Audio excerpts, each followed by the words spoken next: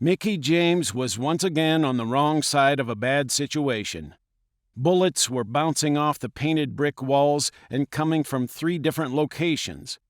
He was alone, but he figured, or hoped, he could hold his own until the cavalry arrived.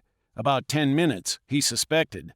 The bad news was that he had nowhere to hide but the foul-smelling dumpster he hid behind. The dead-end street left him nowhere to run. The worst news, that one of Salvatore's bad guys had managed to get past James and was closing in on his exposed side. 10 minutes, he mused, could end up being about 9 minutes too long. He had been in worse situations, James thought, but at the moment he couldn't remember when that might have been. A bullet struck close enough that he felt the air compress as it passed his head. Intellectually, he knew that ducking would be too little too late, but his reflexes were honed, so he did it anyway. Time slowed down, and the Sacramento detective saw, at that moment, a glint of light coming from his left side. It wasn't much, but enough for him to move a few inches to the right, just enough for another round to hit where his head used to be. It was also enough time for him to see where the shot came from and for him to return the favor. His target forgot to move, and just like that, James managed to eliminate the threat from behind. Had it not been for the inexperienced criminal jumping the gun, so to speak, there would not have been much of a story to tell his grandchildren, James thought. The way he lived his life, the grizzled detective believed he'd be lucky just to have kids. In situations like this, with bullets flying, it always seemed like the right time for James to think about what might have been. Of course, it was in such situations that he needed to be thinking about the bullets and not about the family and kids he thought he might have had. Jamie Robertson was the one. They used to laugh when talking about marriage and her name changing to Jamie James. And right after he proposed, Jamie adored and readily accepted the new nickname he gave her, JJ. To Jamie, it was like they were already married. To Mickey James, she was the breath that gave him life.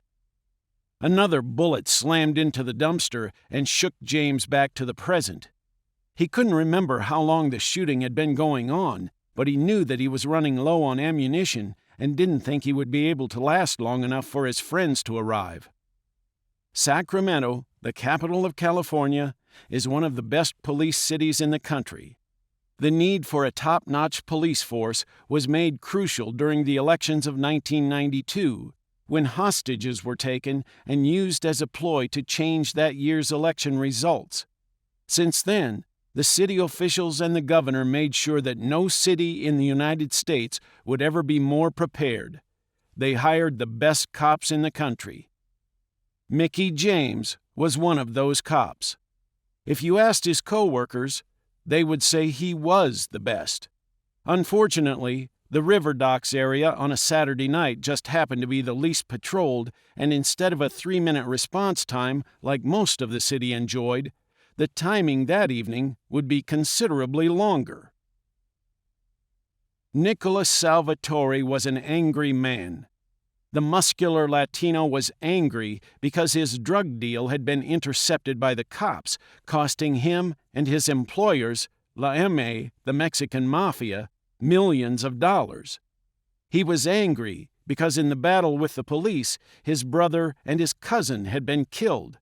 However, neither of those crimes against his family came close to the betrayal he felt when he discovered that his friend, his longtime brother, had betrayed him like no other. Jimmy Martinez, a.k.a. Mickey James, undercover cop, had set him up.